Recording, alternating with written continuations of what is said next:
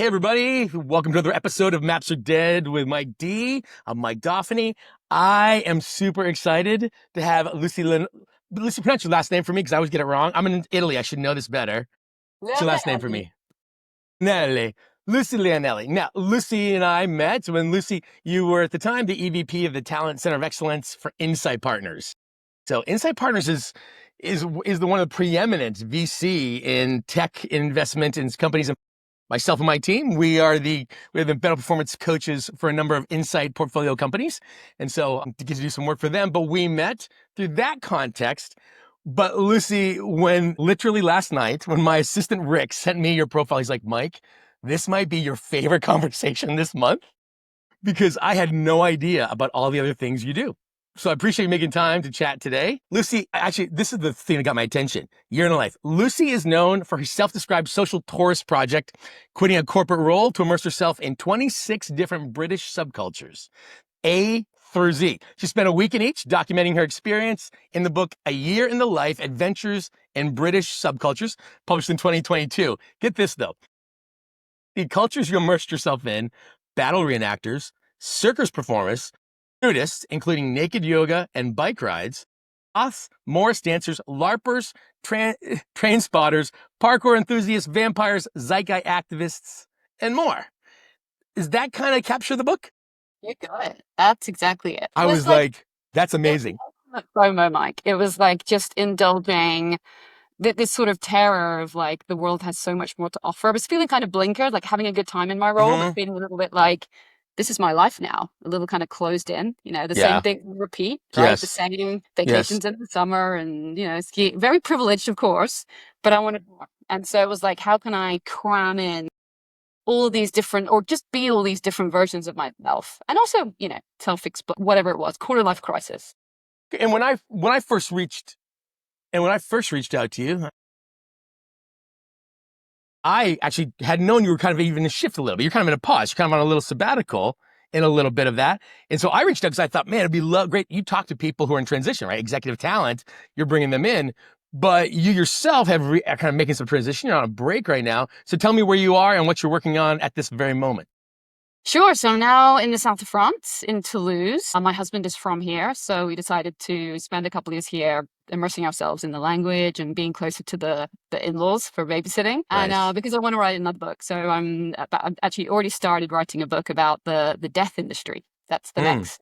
That's the next exploration. Yeah. So you read my alley then, because like this, again, the whole point of this podcast is how people step into navigating transitions when no one else can tell them to follow this path or follow these steps.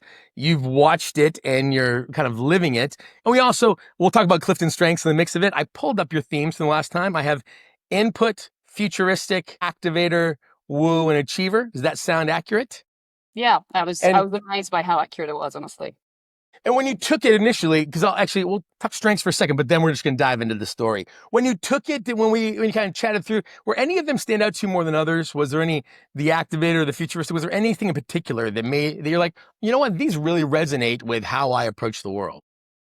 I think the activator jumped out because it's obvious to me. That's definitely something that is a leading personality trait for me. And it's one that I wrestle with. The reason it jumped out is because it's one that I wrestle with.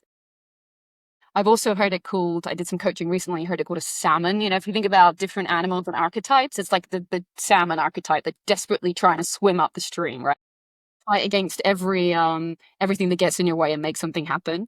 And I think I'd always seen it, or I'd historically seen it as a bit of a negative thing. Like it's something that this sort of need to be productive at all times. And it means you can sometimes not be able to relax and sometimes struggle to kind of zoom out and see the bigger picture because you're so obsessed with getting to that next point. So I'd seen it, I think, as a negative thing, but actually I had some coaching with someone from Clifton Strengths after, and she pointed out, which was a nice pivot point for me, that actually it can be a positive thing. And even though you got to lean into that strength and use the activator to help you relax. So, hey, maybe you're not someone that's going to lie on a beach and get anything from that because it's against your personality profile. Maybe if you do a puzzle, maybe if you do something that actually has an end goal where you can be productive whilst relaxing and turning off your brain. So it's just thinking more about it in terms of, okay, this is a strength. This is all these different things aren't necessarily weaknesses and something to fight, but there's something you can use to help get whatever else it is that you need in your life. We talk about coaching being about creating distinctions so you can figure out what part to keep, what part not. And so even what you're describing, it's why we like Clifton Strengths is diving in going, yeah, people say, well, I don't like the beach. No, you don't like the laying on the beach, not moving, but reading a book. And so what will help you create distinctions? There's a lot of times people will say, what's the best thing you can do as a coach? And I'm like, help them understand that it's not all of it that's a problem. It's this part, but this part's beneficial. And that these talents, Gallup would actually call them talents even more than strengths, they're all morally neutral. It's all in how we use them. And the right tool on the wrong day is the wrong tool. Exactly that. Yeah. And the framing, honestly, they're just seeing as, okay, you can turn this, you can lean into this, you can turn this into something really positive. And you don't have to feel like you're fighting yourself all the time. It's like finding, I don't know, feeling more happier in your own skin, and like you can direct things in the right way. Just learning the tools to sort of round the edges. Yeah. I enjoy hearing people's stories. So I'm going to dive into the story here in a little bit. But before I do, is there anything, because I always like to make this useful, instead of me just taking out your time, if there was a conversation that you're like, you know what, Mike, it would be fun to talk through strengths in the context of journey. This would be something that would be worth us landing on in the course of this hour. Does anything come to mind for you? So, I mean, I guess on the subject of this activator strength, so I want to explore this world, right? The death care industry. This is something I'm passionate about for a bunch of reasons that we can go into. And I feel because of this activator, whatever we want to call it, because of this talent, I feel like it needs to be a book. Right? I feel like I need to have something I can capture. I need to have something that is the end goal of this thing that I can say, physical, in my hands, give it to people. I don't really care if no one reads it, but I need to have this physical thing. But also, as you know, writing a book is a lot of work, a lot of discipline, a lot of grunt, a lot of sitting on your own in a room for 10 hours and just grinding through this thing, right? So is it really what I want to do? I don't know. But the activator in me just needs it to be something. And then I've got this other part of me that's like, but why? Okay. Maybe you can just explore this and have fun. Like, you don't need to make money out of it. It's an adventure. Yeah. And so that's a conflict I have in my mind right now, is why do I need this end thing to produce as a result? Sweet. That gives me a target. Talk to me about how you got into talent. You know, you're in a pivot point right now, a little bit of a clutch moment, starting to write more. Because I want to know about the career part first, and then how that career ended up getting into actual writing and being able to hold both those things in tension at once while having a family and a partner and a life. Did you know you wanted to go into talent? How did that start? Nobody does. Does anybody? Right? Let's be honest. No. We fall into it, right? We fall into it. I did a philosophy degree. I don't know what I wanted to do with that. Just be a thinker, I guess. It does teach you how to write. It teaches you how to, frame an argument, how to rebut arguments, how to have perspective and zoom out. Like, it's good for that, but that's about it. So I fell into this. I found the firm straight out of college. I think I started 2 weeks after college at a firm. Actually, a really lucky, fortuitous time. It made sense for me because I love people. I find people fascinating. I love collecting perspectives. Honestly, I don't know if I've got it right. So I'm always interested in should I have done that thing? Should I have done that thing? I'm always curious about the ways that people live their lives and how they frame things. So it made sense for me. I was really interested in business as a whole.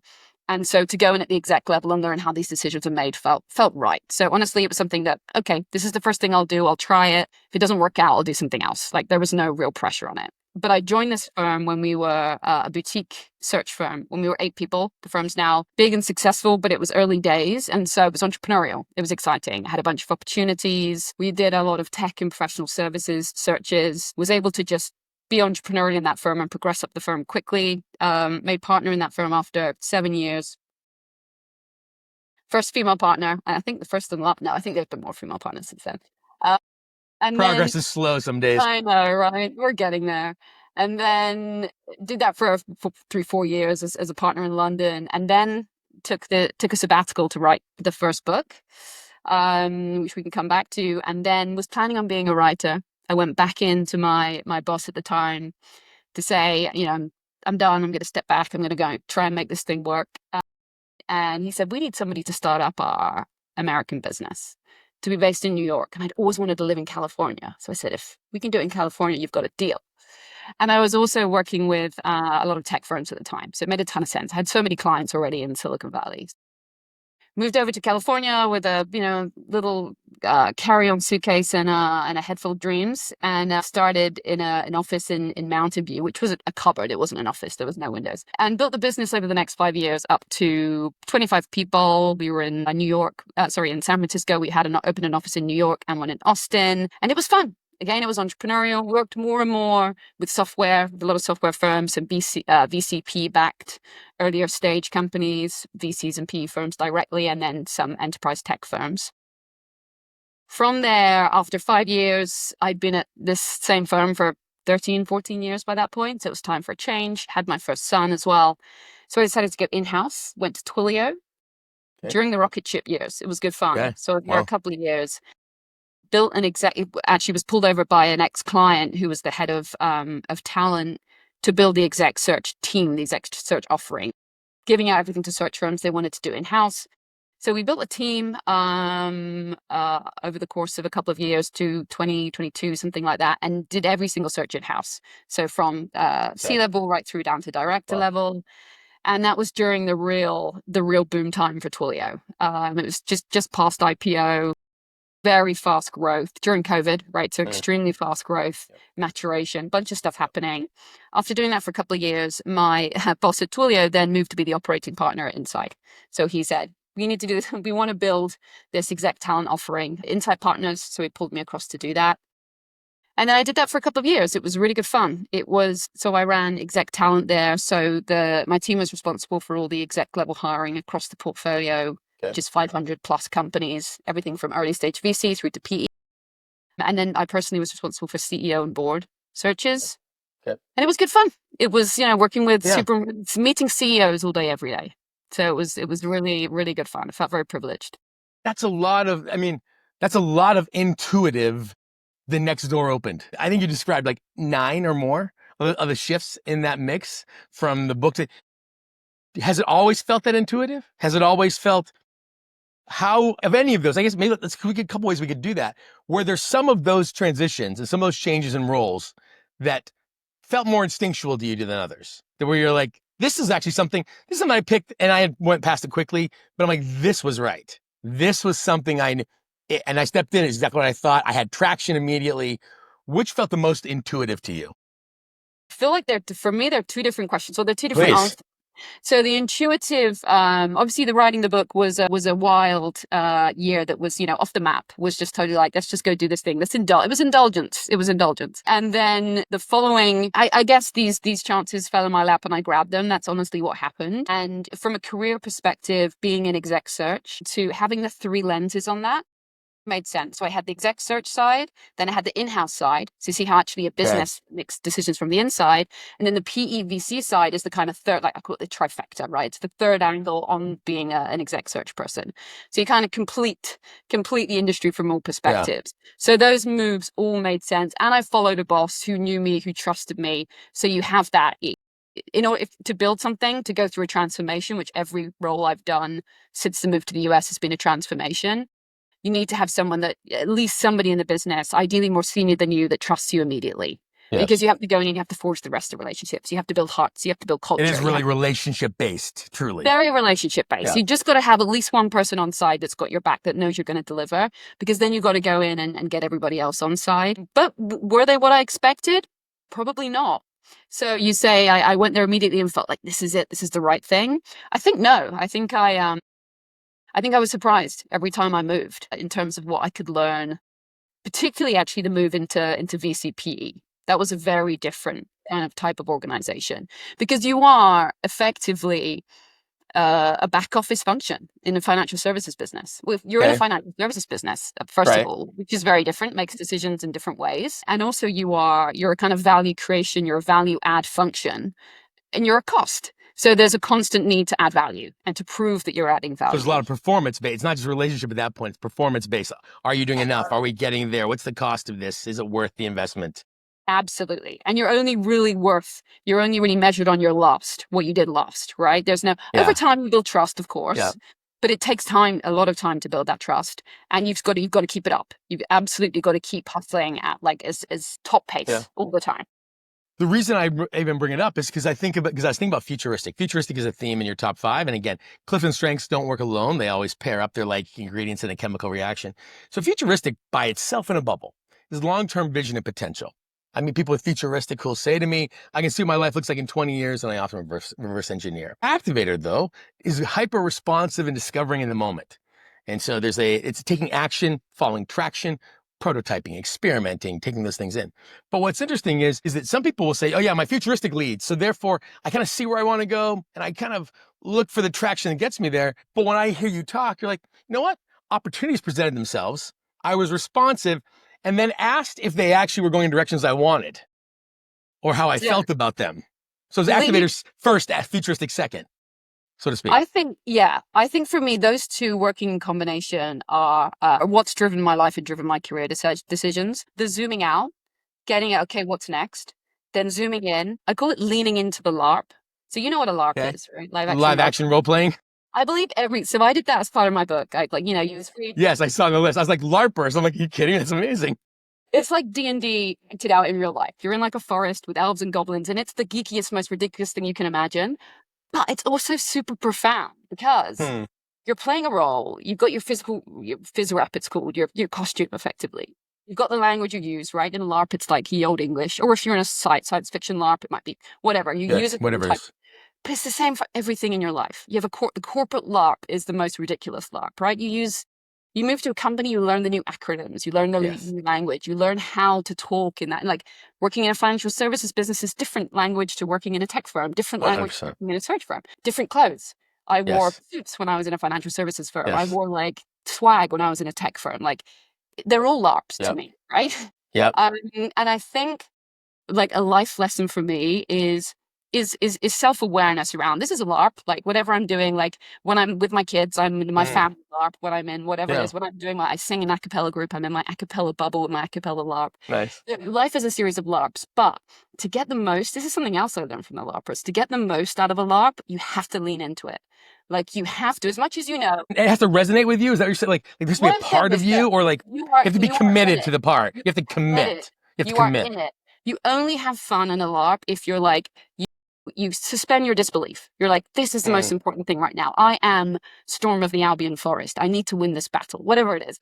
When you're in, as much as you might realize like, oh, hey, it's like nihilism. So you're in a role, right? You're saying, okay, I have to hit my sales number this month. I have to do it. When really, you know, well, I could die tomorrow. And actually, I've got this other thing going on and like, it's all for nothing, like whatever. It's all made up. Life is all made up. You could live that way and be like a Buddhist and be completely nihilistic about life. But that's not going to help you hit your sales number, right? So as much as I think like the zooming out and having the like albatross perspective on life is good when you make your decisions, but then when you make your decision, you're in it, you commit to it, you are in that moment, and you're not constantly like, was this the right decision? Or maybe I should have done that. So that was a very long explanation as to what I mean. No, that's amazing. So what's causing me to think is that one of my clients is the director of hitting for a Major League Baseball team in the United States. And over the years, I've coached him since he was the head hitting coach for another team. And he will often talk to his players, and the players will talk about, they have a persona they put on at the plate. That the best of the best know that, you know what, you may feel whatever, but when you get on deck, it is a thing. And so they choose their wind-up, they choose their walkout music and things, especially, but the best, they have a role they play that they fully commit to from the moment they're on deck to till they either they hit or they go back to the dugout. But it's a person. They literally do that. But I've never thought of it as a connection to a LARP, but I can see how being committed to that story and something, because otherwise you're talking yourself out of it the whole time. There's the other, it's like you're letting in a stranger in that. You know what I'm saying? Yep. And you're helping yourself just be in the moment, right? It helps you to be like, right now I have this, you know, when the best people you meet, you have group meetings, you walk in the room and they make you feel like you're the only one in the room, right? They make you feel like you are the most important thing in my life right now. People that they put their phone away, and actually a lot of CEOs do this. A lot of very successful people that I've met, they're not the ones that are like, they're late to a meeting or like, doing other things. Like that's not the most successful people. They give you everything. And so they're like in it. Like this is, I'm fully present in this moment right now. And it means you can be present in your work. And then you can go home and be fully present with your kids, right? That's the idea. It's like you're committed to whatever you're doing at that time, you're committed to it. So if you say, hey, I'm going to be EVP at Insight Partners for 2 years. That is what I'm going to do when I'm in it, even though maybe I don't think that's what I want to do for the rest of my life, and that wasn't necessarily what I wanted to do when I was 5 years old. This is the next couple of years, and so I'm in it. So I think that's where the two archetypes work well together, I think. I didn't know. I never imagined we'd dive deep into LARPing. But as you interviewed those people, and you really, because again, you're being a part of it, you're participating like an anthropologist to learn the setting, basically. The authenticity of identity for people who chose this, because I would imagine that for especially for LARPers, that's part of their life, that connection of playing a part while simultaneously going integrity with my own identity. How much would you say that people found expressions of themselves and authenticity in going, this is not inauthentic to me? Sure, we're using Old English and we're participating in something that modern context may not understand, but it is an authentic part of me. Talk to me about the integration of identity while understanding the roles we play in professional life. That's a great question. And how does that play? Is it authentic to do that, right? Is it authentic to LARP? And I think the natural inclination is to say no, that you've got to bring your 100% self to work, your 100% whatever. But actually, no, I think we are all made up of parts. Now, this idea of an identity is a very Western thing, right? We're obsessed with it's an ego thing. It's like ego. Yes. Shadows on a cave wall.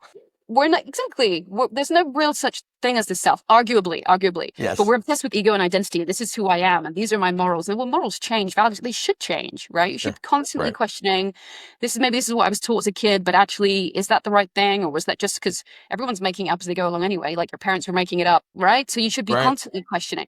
So I don't think actually there is. We're getting deep now, but I don't think there is necessarily one authentic self. I think we are made up of different parts. Sometimes we like to play, and LARPing is play, right? It's adult play. Yeah. Sometimes we want to play, sometimes we want to work, sometimes we want to be creative, sometimes we need to get shit done on a list, tick things off the list. So I actually think it's okay to say, I'm indulging this part of myself. This weekend is for play, right? Maybe you go to tech folk go to Burning Man, right? Whatever it is, like this is my play time. This is my work time. And I think especially during that playtime, you have the freedom to try on a different version of yourself. And I think we can get so bogged down with the version of ourselves that we assume society wants of us, or is the path that we've chosen, or is the path that has been chosen for us a lot of the time, or because we grew up in this certain place, that's what everyone does in this place, or in this certain class system, that's what everyone does in this class system. I think we get very blinkered and shut in by that, and I think the idea of LARPing gives us the opportunity to try on another version of ourselves. What if I was actually like this? What if I was like this? What if I dressed differently? What if I spoke differently? What can I learn from that? But what's fascinating for me as I listen to this is that it's giving me, even now, perspective and a tool. I'm doing a series of episodes talking to recent college grads, undergrads, and some grad students who are job hunting and things. And one of them in particular, I just talked to Grace, and talking about the wrestling of, she wants to get into, actually kind of wants to get into the area you were in, into people and things, but is finding open jobs. Her degree was in behavioral sciences. And so she's like, there's no straight ramp to talent and development in HR in that way. But as she's stepping in, the thought of like the voices in her head of stepping in and taking a job of a receptionist at a psychologist office, and the roles and how people start to conform their identity to those roles. And I'm sitting here going, how much better for you to think of it as, no, this is simply a thing I'm doing. I am not my job, but I can know the role I'm playing today is that of a receptionist.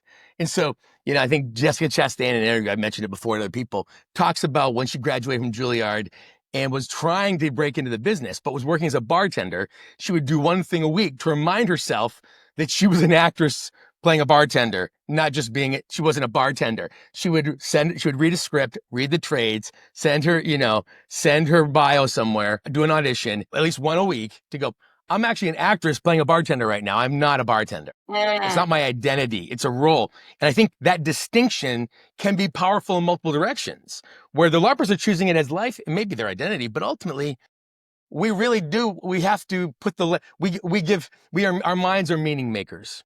We assign the meaning it wants to make. Exactly. In some ways. We assign the meaning. And you can strip it back to however far you want to strip it back. But yeah, I think we get hung up on who we think we are and what we think others think of us, right? That's another thing. It's like, where's my mom? What are people going to think of this if I go back to being this person or what? And so I think, you're right, stripping it away. And one of the most interesting thing is the LARPers are It's almost like, so when I was doing it, I'm quite an extroverted person, and generally speaking, but I was anxious. I wanted to get it right. Right. I wanted to like say the right things, play the right, like I was like, I want to be a good LARP. Like I want to like, I don't know how to say, I don't know how to play the game. I don't know how, anyway. So I really struggled. But then at 2 a.m., they call timeout, and everyone goes back between 2 a.m. and 10 a.m. I think it is. Everyone goes back out of their character and back to being themselves, like the bar shut and everything. And then at that point we were in like a bar, all like drinking mead, like surrounded by minstrels and stuff. And everybody went quiet, and I was suddenly like, I can be me now. And I was really confident. And everybody else was like kind of shy and kind of like went back to their normal kind of persona, which for a lot of people in that world is like a little introverted, like they're not playing a role they don't really know. And so the kind of, it was flipped, right? And I was like, oh my God, I can just sit there and stand there and like talk to everybody and wax and not be afraid anymore. So it just gives you that like, what if, like, opportunity. A distinction. Yeah, totally. Yeah. How many times, because like, how powerful is it to let myself be me going, you know what, actually, what am I holding myself back on? What part of me is playing a role that actually needs to be free in some ways? And that speaks to the making your own meaning, right? You're like the one, you're like, okay, I've decided. Your mind is powerful enough that even if you are a super introverted person, if you know that you're role playing, you can become an extroverted person, and vice versa. And vice versa. I think that shows us how powerful the meaning making, machine inside our head is, and the way that we frame things. When your perspective on people, which again, I love the thought of like input, which is about gathering information, and futuristic is about seeing potential, thinking of you as an EVP in talent. Did you ever find that, to kind of touch on that briefly before I want to talk more about the writing, did you ever find people that you were like, man, this person has so much potential. I'm not sure if they can do the work to become their potential, but did you find you had a natural talent for spotting potential when you meet candidates versus others you're like, their potential doesn't go in the direction we need it to? Because futuristic at its root, they see potential in everything from a sandwich to a setting to a client to talent. Did you find that futuristic played out in that or were you more, I was wondering about where your achiever kicks in of, do they have track record? Have they developed the skills versus the raw talent? And what would you look for when you are dealing with at CEO level and you're dealing with the most powerful companies, IPO, very well, I mean, we're talking name brand things in the industry. What would come out for you that you're like, this is what I would see when it came time to spotting talent? I think there's definitely something instinctual about spotting potential. So first of all, it depends on, if you're thinking about insight specifically, it depends on what kind of if it's a CEO search, what kind of a CEO you need, right? Because it depends on the situation of the company. Right. Are you cost cutting? Are you growth? Do you need somebody that's got more of a CRO background? Is there a pivot in sales? Are you going from product led to enterprise? I don't know, is there a problem with the product?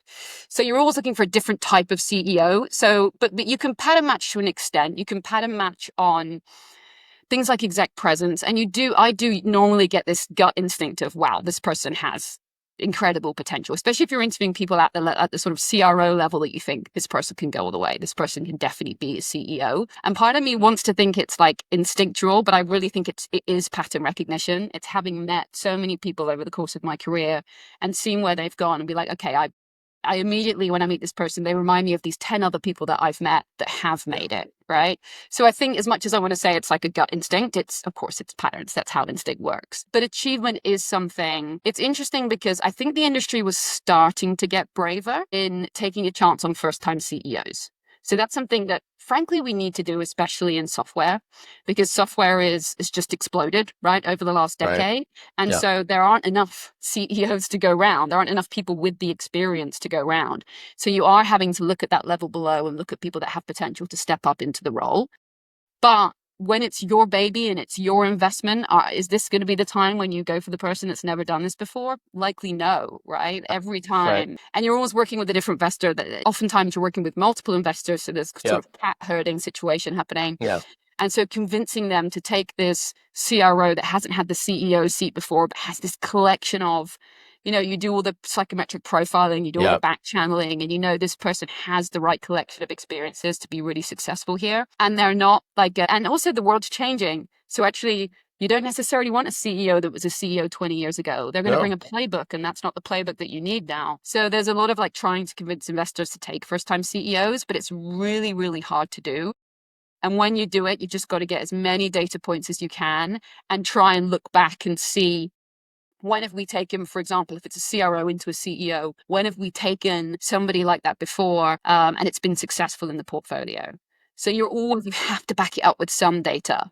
You can't just say, take a chance on this person. They're great. I think my gut tells me they've got great potential. Right. Which that input achiever part will make you exceptional at, because you'll have input typically has incredible recall. We call it an intellectual lint roller. Data sticks that you don't memorize.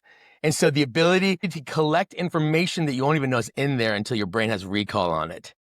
And so it's a very interesting theme. Research is typically very exciting and natural life-giving, but then achiever isn't measurable. Like, as you're thinking of, like, they said they've done this, but tell me, what is the actual measure? It can be put in a box, can it be piled up, can it be measured in some ways?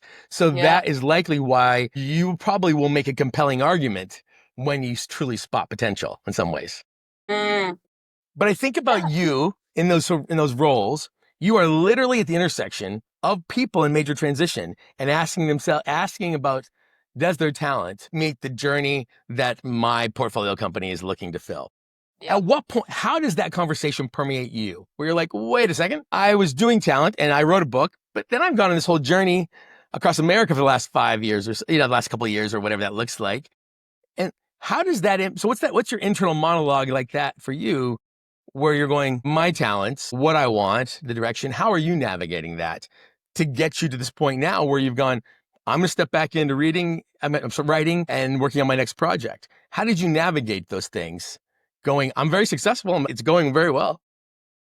Yeah. And you're kind. Am I successful? You're kind. Okay. I think I've almost rejected it.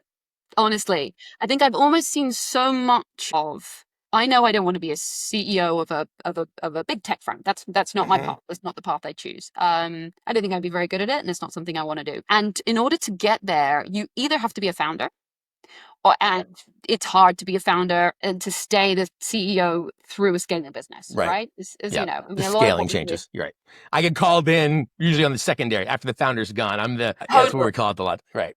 And luckily, if you're lucky, the CEO says, I'm over my skis. We need a professional, the founder, we need a professional CEO, right? When you're lucky, that's how it happens, but it happens a lot. And it makes sense that it happens a lot. Or you're a professional CEO and you get called in as a professional CEO. So if you're a professional CEO, you've been on that career path. It's a linear career path. Usually or the vast majority are. So I guess maybe some 80%, I haven't got the numbers, but that feels about right. But 80% of people go up through the ranks in quite a linear way. Like they'll start maybe, I don't know, as a consultant or a strategy consultant, and then they'll go up and then they'll run a function, and then they'll go up and then they'll be COO and they'll go into whatever it is. It's quite a straightforward path, and people are top of their game. But it's like when we would search for a CEO, is the biggest gamble we would make is, as I said before, a step up candidate that's still owned maybe they're a CRO of a 2,000 person company and they're going to be CEO of a 1,000 person company, right? So there has to be enough overlap in what they've done before.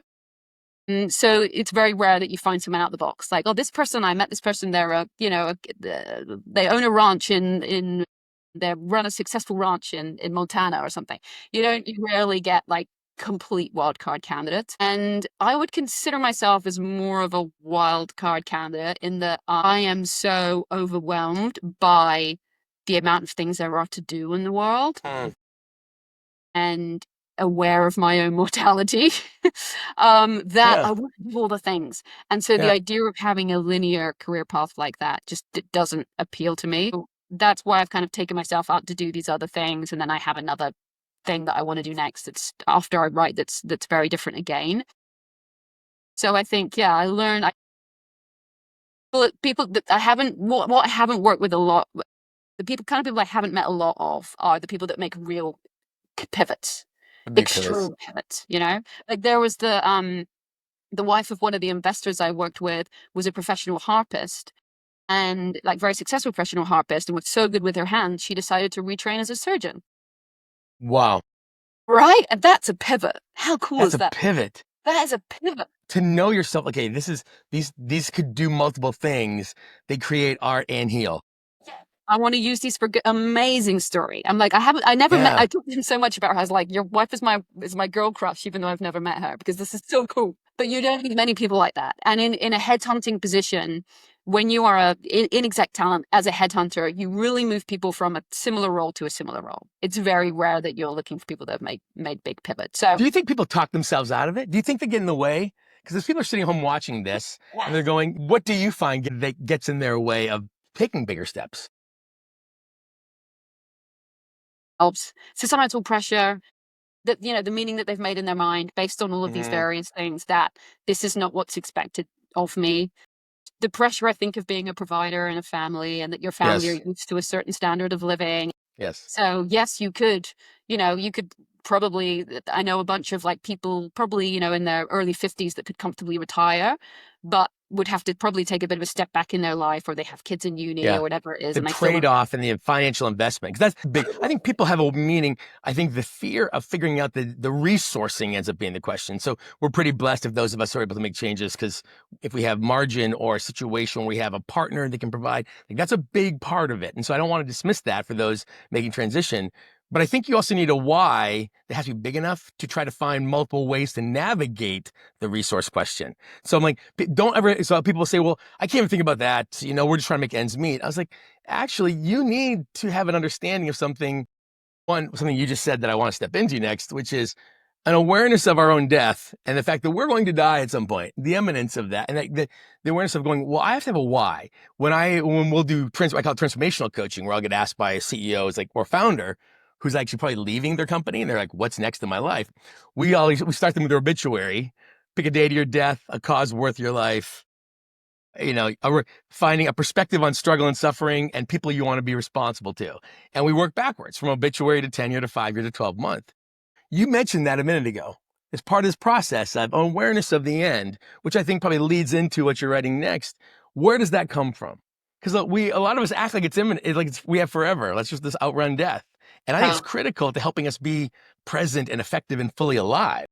Yeah, 100%. I think that exactly.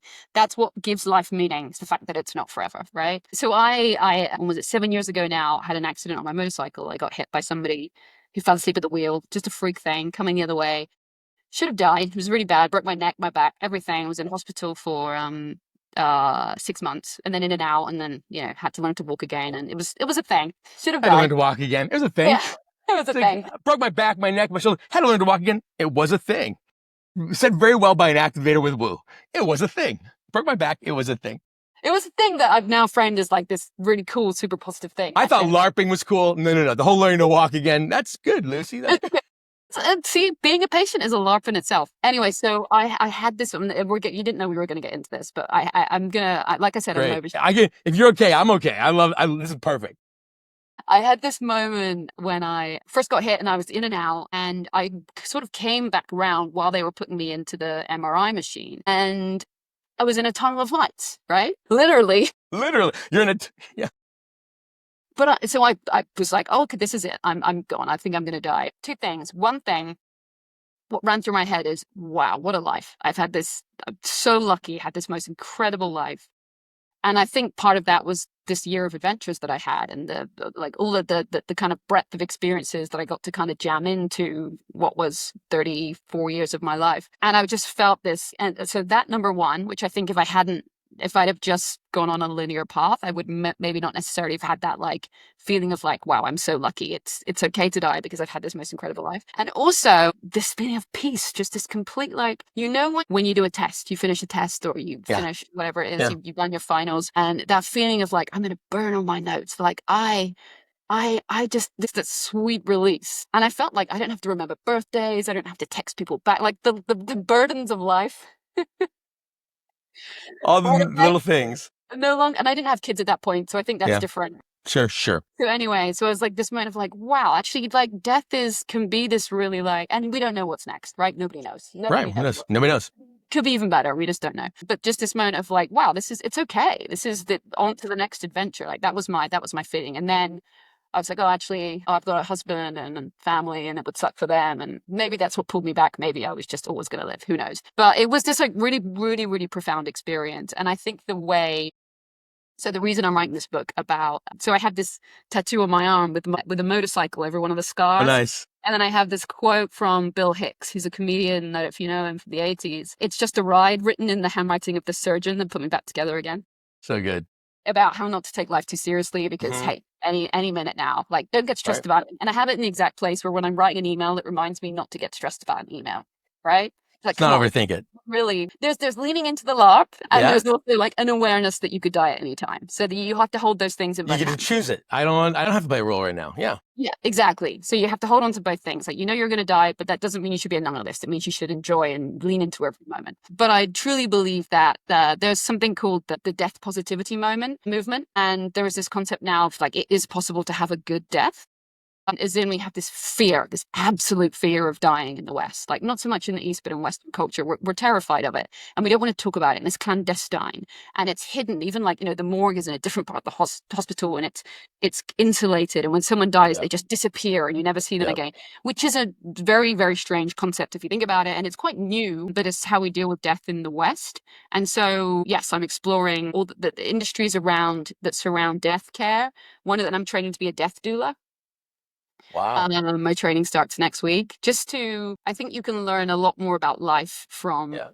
being close to death and and Yeah. learn more from people who experience it every day and who like are able to hold that right in their hands every day. Like, this day is a blessing. We're getting silly now, but this No, no, day. no, no. Actually, this is exactly where I want to go. This is exactly Okay, where I good. want to go. This is great. Because these are the conversations I have with when we're doing transformational coaching. My buddy Johan loves to talk about the fact that whatever your faith is, it's a spiritual conversation. Like, our lives and our success at its best is a spiritual conversation of who I am and going, wait a minute, you're LARPing when you don't even need to. I'm like, it's Yeah. like, what about you finding that way that's like me, connected to my values, connected to this understanding that the universe is very, very big and I can choose, but yet at the same time, what amazing that I get to choose how I show up in this moment is that there's a fascinating power in being able to create these moments and let our minds be meaning makers. Even if this moment meant something else before, I think about people I work with who overcome trauma, PTSD. I've worked a lot in Afghanistan over the years for NGOs and military and the Afghan government and helping Afghan refugees and going, that moment meant that, but you know what? I can have it mean something different today. And moments that felt like shame are now trophies because I can change the meaning of that because I actually have control because this moment is all that is real. Yes. To really go deep. 1,000,000%. I could not agree with more with everything you just said. Totally. That we frame it in whatever way we want to Yeah. frame it, right? Yeah. And so as you think through the big question I asked, and you're like, hey, well, here's what I'm working on. You're now in the pivot of wanting to, a couple of things I'll notice is like with input and activator futuristic. One, you may find, again, as somebody with activator myself, when I wrote my book, some of the research is some of the fun. That's the most fun. It's like, it's the experiment gathering data part. It's way more fun than sitting alone going, yeah, my editor said he needed 3 chapters, rough draft by. And I'm like, I know. it's such a Yeah. thing. So you may really find that the research is a great phase. And so a strengths approach would be, even as you have to start pounding out pages, to build in research chunks so your mind knows that it's like the dessert payoff to go with the moments that are more isolated in some ways. That's a big thing. But a distinction I like to tell my coaches, hey, always coach your clients to perspective before action. And so you have meaning, pull back before deciding what's the thing I should do. What's the responses? We always say, start with who you want to be and then have the actions be about the growth and the having. We say, be, you do have. Figure out who you want to be. Then figure out if you were going to embody that being emotionally and spiritually and mentally, what would you do? And then you'll have the fruit of that being, of that becoming. Okay. Whereas the world sells us the reverse. They sell us a map. Do the following sit-ups, have the following abs, be loved and appreciated. Do the following investing, have the right returns, have financial security. We go, who do you want to be? And then if I was going to embody that, so me, I work to my obituary that I want to be someone who, when dead, they said he embodied fearlessness as much as possible. And it challenges me and corrects me. It challenges me going, Mike, did you pull your punch on that moment and not ask for that moment because you were being fearless? If you were the most fearless person in the world, how would you be? And then do that and see what the result could be, because you never know. It's an exciting new world. But this idea of starting back with this idea of going, you know what, who do I want to be? And kind of reversing out there. And so, but also the vision of what it is you want to actually have the impact. When you think about, you have an experience and a perspective already of you know what, life and awareness of the end. I care about how we're doing. This is fascinating to me, how the West versus the East approaches death. I think I'm going to write.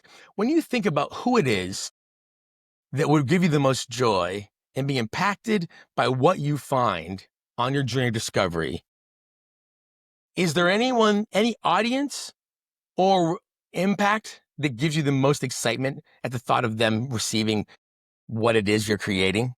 It's such a great question. I don't think it's for people who are terminally ill, for example, which would be a natural, or someone who would read a book like that. Oh, I'm writing this. Right? Yeah. Hey, I'm going to give you comfort potentially. That could be one thing. Yeah, I don't have that perspective. And I think actually the audience is the kind of people we were talking about, the people that might feel stuck, people that might feel like, okay, just having this awareness and like awareness that death has 100% success rate, right? It's going to happen. Yes. Yes. It is everywhere, and yet we never talk about it. And so this thing, more of a sense of their own mortality in a positive way. So it's not like oh God, I'm going to die. I'm terrified now. It's, I'm going to die. And that means, oh yeah, I've only got maximum 40 years left. And it's fine, but I want to get to that point feeling of, oh wow, what a great life. I did exactly what I wanted to do, right? What a treat to get to the end and be like, oh, wow, this was acceptance of the path that you chose. And just thinking about, like you say, from your own obituary perspective, thinking about what you want to think at that point, and are you on that right path? So it's like the fear isn't, I don't want it to be fear at all that drives somebody, but it should be less around what does society think? What do I think of myself? What is everybody? What's the this linear path? And more around like, none of that really matters. What about me, my own personal, because when I die, all of that goes away, right? The world disappears. Also, no one's thinking about you anyway. We're always thinking other people, but no one thinks about you. People aren't thinking about us. Exactly. No one's giving you a minute of thought. So yeah, so like thinking more about, because yeah, when you're on your deathbed, that it's like everything evaporates, and all that really matters is like how you feel about your own life. It's interesting to me because I think you have such a great perspective. I mean, again, having gone through your experience of, the bright tunnel of the MRI moment there and the rest. This idea, when I was writing Extraordinary, I remember going back to an old book, a mentor gift on my gave me, Victor, and again, you're a philosophy major, so you would have Viktor Frankl's Man's Search for Meaning, the doctor from Auschwitz and Dachau, who in the response to Freud, who said pleasure was the point, responds that actually meaning is what human beings were hunting for, logos, and therefore, and when there's an absence of meaning, we inoculate ourselves with pleasure. And how he's like, when meaning is absent. And his piece was that at the end of the day, we needed a cause worth our life, a redemptive view of struggle and suffering, and people that we felt accountable to. And I mentioned this to a friend the other day on an interview, that I love the way he said it, was that he was studying, because he would watch these patients, these inmates with him, who some could endure any terror, any harassment, any violence, and others, he said, would die of despair.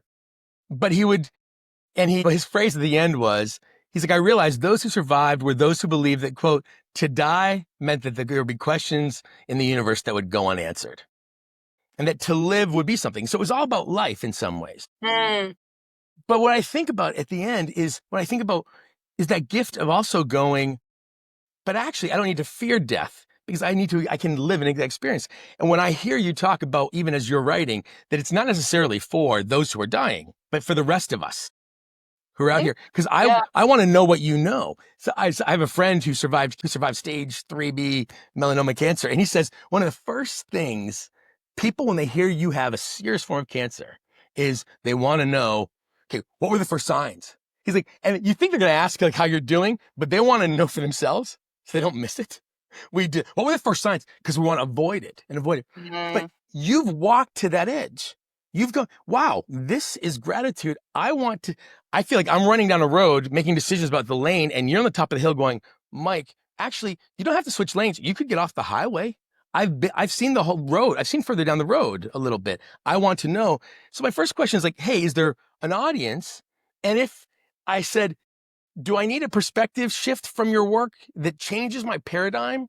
Is it habits I'm living in? Is it how I see myself? Because I think that question shapes the product of your research and your writing. I love that. It's a really great point. And I hadn't thought that holistically about it. Honestly, I just thought the book is a way to capture it. Like you say, the research, the Yeah. experiences. Yeah. Like I write best when it's experiential, when I'm storytelling in the first person in the moment.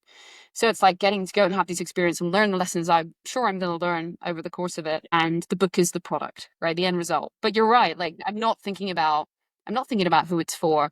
And I think because I was thinking about who it's for, but I was thinking about that from a commercial perspective, which isn't the right approach. So pivoting that on its head and saying, who do you want this to impact versus Because it gets richer for you. Because I think it becomes even richer for you because it's your gift. You're like, you know what? When it comes to the death experience, a lot of people will write about their experience. Some have interviewed a lot of people who are dying. You have your own firsthand experience. You have your own dealing with trauma, coming back. So there's a flavor that is yours that speaks to, you know what? Mine is about the potential of what our awareness of death means. And so it could be how you, even professionally, how you deal with your children, how you deal with yourself, and how do you find that space? Your ability to go, yep, I would like it to impact this. It changes the equation a little bit I love of what it. you create. Yeah, I'm going to really think about that. I absolutely love it because I definitely want people to, I want to share the perspective, I guess, but not in a patronizing, not in a, No. and I think it has to be experiential. It can't be this happened to me. Yeah. Oh, by the way, you should care less about X, Y, Z. That's not going to help, but really bringing people on the journey of learning these things. And because when something like that happens, you make yourself all these promises. Right. They're like, I didn't have a shower for 6 months. That first shower was the most amazing experience. Then I was like, I'm never going to take a shower for granted again. And then life happens and you're like, okay, quick, I got my third shower for the day. One thing I've kept, I was like on my way being like wheeled to an appointment or something. It was the first time I'd been outside for like months. And I was just singing to myself. I love singing. I was just singing to myself out loud going down the street. And I was like, oh, this is such a nice feeling and nobody cares. And why don't I do this more often? And that's the one thing I've retained is when I'm walking down the street now, I'll just sing. And people probably think, what a weirdo, but that's fine. Like, I'm never going to see these people again. Why does it matter? Or they might be like, I wish I would be confident enough to sing. I want to be confident enough to sing. Exactly. So you might find like the one thing that you retain, but it's a microcosm of realizing that all these things that we carry with us that we think really matter just don't. And you can break. But that's that gift of Activator, though. And you come back full circle to the Activator piece in the beginning is the willingness to go. Part of what one of the things we teach is when you're trying to close the gap between a vision you have and the reality is where habits, experiments, attitude, and time. We call it HEAT. And experiments are things you do simply for the information. They don't have to work, but if they do, you can incorporate them. And going, you know what? Singing out loud, it's like we often get so performance oriented that we do things that are guaranteed to work, will have a guaranteed impact. We say, look, there's habits. They're like, but we say, what's your monthly experiment? You're literally doing just for the information. And so, and what's your posture to that of almost like you're LARPing? You're like, what's your posture? I'm going to be open. I'm going to sing and I'm going to sing in public and not actually care right now and see how I feel about that. If I feel it's not what I want, I'll move on. But to take that information and go, oh, wait, that's become part of my routine. That's shifted from E to the H. That's become a habit. That's powerful. Yeah. Yeah. What can you give me example of some experiments? So I've had people do everything from like going, somebody who hadn't dated in 20 years going, okay, I don't need you to go on Hinge, but I need you to write a dating profile for this month. That's it. Just write a dating profile. Or I got an idea. Go on and everything from go ahead and write 5 articles like you're writing for Forbes. And just, how did you feel? I had a guy do an open mic night in comedy to go stand on stage and tell a story. Yeah. And so examples of submitting things. But I think even for you to really something, and this actually might not come out of your profile as much, but when I was getting ready to write, I was like, I want to write a book. And then actually by accident, a guy heard me give a speech at his nephew's graduation party. He was an editor. He's like, would you like to write a book? It's a small little tiny publisher. But I was trying to figure out what I wanted to say. And I ran into an author and she was like, well, you've gotta come up with your person. I'm like, well, I'm writing for anybody. I simply want the stories of the human beings I've met in this journey. She's like, if you're writing for everybody, you're writing for no one. And she's like, Mike, you need to come up with a psychographic of who it is you're writing for. And so I actually, in my head, created at the time an avatar of someone I called Press Release Pete.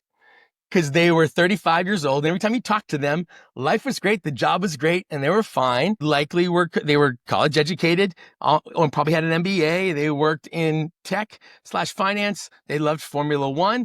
They were about to either have a child or have their first real mortgage, and they were secretly scared that their ladder was leaning against the wrong building or they got on the wrong train, but the next demand was going to be something so locking in that they couldn't pivot anymore. But every time you talked, they sounded like this in public. And so in my head, I imagined them as I'm driving, it's my book, I'm driving down the road telling them a story, but their spouse or partner was in the back seat. And what was he going to be listening to? What was she listening to? What did that sound like? And the takeaways of somebody who loved my person I was writing for. I created like a psychological background. And for me, because I had a season where I mentored a whole bunch of 27 to 30-year-olds, and I realized my spot at the time was that. And so when I ask you about, you had this unique experience and you're gathering more in your research, who is it someone you're passionate about going, man, if I could sit in a car on a road trip with them and we could have deep conversations about how they could get perspective in their life that would impact the way they choose love, the way they choose to invest their time, treat their kids in the environment, whatever it is. This is what I would, because this is and then go, for me, it was a book. And like, even now with the podcast, I'm trying to add on other ways. Oh, there's other ways to have that message, deliver that. And so as you think about what it is you're creating, it might simply be a book. It might be an ongoing writing piece. It might be a collection of videos. It might be spoken word that you record and perform. It might be a stage play that comes out. Because I think of what you've done. I'm like, oh yeah, that's a one-woman show I'd watch. The stories of how LARPing became this moment in a tunnel where I realized, actually, no, here's my authentic self. Here's what I did. And here's how I found the courage to make those choices. Like, that's deep for me. But I think it comes out of not just this experience, but who is it you'd get the most joy, and how would you hope, what would be the fruit it would produce? Because that will shape the product you create as well. I love it. And so that achiever part kicks in. So that's the output, but I think you're right to lean into the activator futuristic input. It's the research part of the beginning. And then the achiever is like, oh, what's the measurable impact and to who? That'll help shape some of the product. Yeah, it's getting the balance of it right. Because, like, for example, this morning I've been thinking about this for a long time, started, various kinds of research, but I haven't put pen to paper yet. And it's partly because whenever anyone asks me how it's going, they're like, oh, have you actually started writing the book? It's like the pressure of somebody else, right? So this morning I'm like, I'm just going to, like 15 minutes before logging in, I'm like, I'm going to start a Google Doc. I'm just going to write some stuff. Yeah. The activator of me, and it's probably all rubbish, but I'm like, I just need to. No, I'm exactly the same way. I'm looking to do we're going to do another version of Extraordinary, because press release Pete, so to speak, is now 40, 45. Whoa, okay. And asking different questions. And now we're navigating different questions. And how do you step into that? So I was like, I put off diving in. I'm like, yeah, I'm the same way. But I think those moments, jump in any moment that hooks you in that, let research mix with, start to add it. The fun part is the research part with a little tiny bit of, I'm going to write 900 words, even if 900 words of me, I don't know what to write. And then go back. And then as the process kicks in and it starts to be shaped, knowing that one part of your strengths feeds the other. So that just being free and researching will feed okay, I'm going to sit down and pound out some words. And knowing, oh, I'm going to just edit. I'm not even going to write today. I'm going to edit back. I'm going to go back and I'm going to go back and cut and see what that comes up for me. But it's a good way to start. I would love to talk to you again as you get into your writing journey, if you'd be up for that. I would love us to chat some more. For sure, anytime. So it's been good. I need to know, what is PRP? What did he and should he go for it? I think ultimately, because yes, my thing with press release Pete is it was this idea of going, actually, make sure you're taking advice from people who are kind of going on the same journey as you. Not to simply follow, because that was the thing, is everybody has a path. And right now on the internet, everyone's like, do these, I became a millionaire like this. I'm going to sell you my digital products course online or whatever it is. Even for me saying, I often tell people, those people at the time couldn't have told you that's how they got there. They're giving you parts of their journey. It's a grocery store. Take what works, leave what doesn't, but have the confidence of going, I can be present in my own journey and where it is. And how your dad showed up for you and your mom showed up for you impacts that first 15 years of life and your strengths.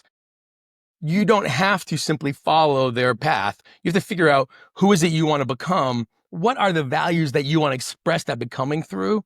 and then take any action that Yeah, you can take in small totally. doses. And if the next step is too big, it's not small enough. To writers I'll meet with, they'll be like, oh, I haven't written anything yet. I said, great. I don't need you to write.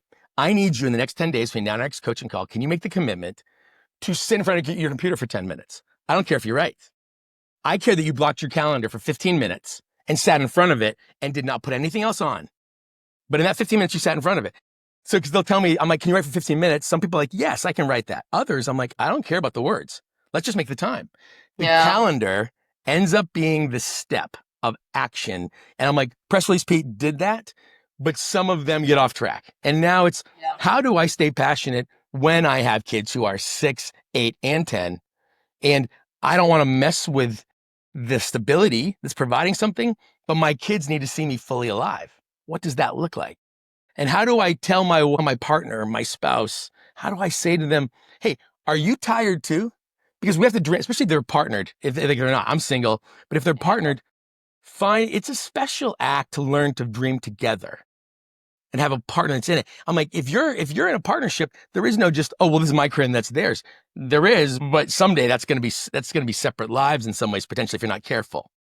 And I'm like, how do you have the courage to go, hey, this is what I need. How can my gravity and yours be shaped by each other? But I need to be honest. I'm a little afraid that we're losing our commitment to growth in this window. How do we stay on it? What's the habit, experiments, attitude, and time that we're willing to let our commitment of who we want to be as a couple stay moving? Interesting. Okay. So that's how we're starting. The next one. So kind of extraordinary volume 2, but with a little more, how our moments that we thought were shame are actually trophies we need to carry. I'm going to think about that. So good. Okay. Lucy, thank you so much. If you're following along at home, if this conversation, we've gone some places. I hope it stirred up. If this conversation has actually brought things for you, listen, we'd love to give you a jump start. In fact, I'm like doing live video coaching. It's a thing called navigation brief. If you're like, Mike, I have this question, kind of like Lucy asking about her writing work and hey, what exactly is the output? If you have a question of any kind, job, whatever, there's a link called Navigation Brief in the description. Click that. Give me your 5 themes and the question you're wrestling with, and I will send you a custom 5-minute video or so on my thoughts on next steps. Love to have you. Also, like, follow, share, subscribe. All that stuff helps us reach more people. Lucy, thanks for being here. Really appreciate you. Thank you so much, Mike. We'll see you guys all next time. Thanks so much.